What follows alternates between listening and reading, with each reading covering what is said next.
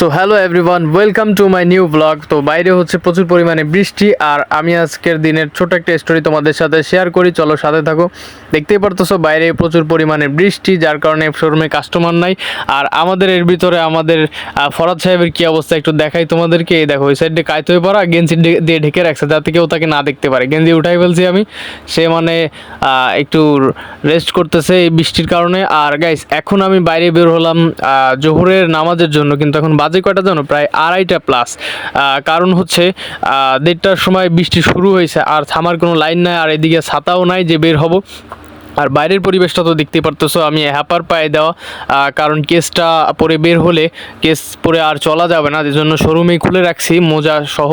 আর এখন দেখো শহরটা আসলে বৃষ্টি হওয়ার পরে এখানে যেহেতু ড্রেনের কাজ চলতেছে, যার কারণে একটু জলাবদ্ধতা বিভিন্ন জায়গায় আছে। আর এই দেখো মানুষজনের অবস্থায়, কাকা আবার মাথায় কি রুমাইলের মতো দিয়ে নিছে হয়তোবা মানে পথে ঘাটে বিপদে পড়ে গেছে, ছাতা টাতা নিয়ে বেরোয় নাই। আর এইখানে এখন আমি যাব হচ্ছে নামাজে। সো 3টা পর্যন্ত ওক্ত থাকে, তো তার আগে নামাজটা কমপ্লিট করে ফেলবো। আর এখন আমার নামাজ পড়া শেষ, আর অন্যান্য ভাইয়েরা এখন মসজিদের ভিতরে সালাত আদায় করতেছে।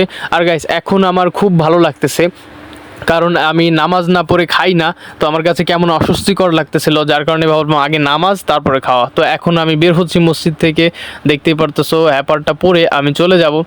আর যত দ্রুত সম্ভব শোরুমে যাব, কারণ ক্ষুধাও লাগছে, খাওয়া তো লাগবে অবশ্যই। আর এই দেখো, এই রোডটাতে একেবারে ড্রেনটা ভরে মানে জলাবদ্ধতা তৈরি হয়ে গেছে। রোড সাইডেও একেবারে বেকায়দা অবস্থা। আসলে এগুলা মানে খোঁজ খবর নেওয়ার বাইরে আসলে এইসব জিনিস। চারিদিকে উল্টাপাল্টা অবস্থা চলতেছে, আর শহর জুড়ে বৃষ্টি। আর এরকম বৃষ্টির ভিডিও তোমাদের কাছে কেমন লাগে তোমরা অবশ্যই জানাবা। আর ডেইলি ব্লগে যারা নতুন আছো আমার সকলকে ওয়েলকাম জানাচ্ছি। আর এরকম ডেইলি ব্লগ তোমাদের কাছে যদি ভালো লাগে গাইস, অবশ্যই ভিডিওতে একটি লাইক দিয়ে দিও। আর আজকের ভিডিওটি আমি এখানেই শেষ করতেছি। আল্লাহ হাফেজ।